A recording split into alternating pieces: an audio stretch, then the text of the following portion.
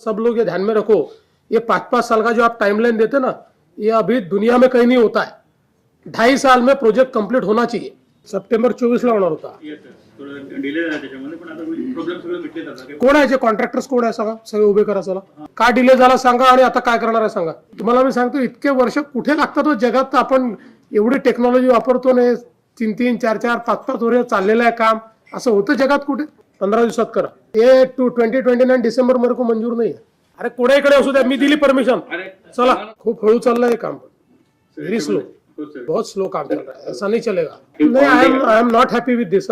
या स्पीड में मैं हैप्पी नहीं है। तो कब तक कंप्लीट करोगे? अगले साल दिसंबर तक खत्म हो जाएगा सर। दिसंबर में कंप्लीट हो जाएगा।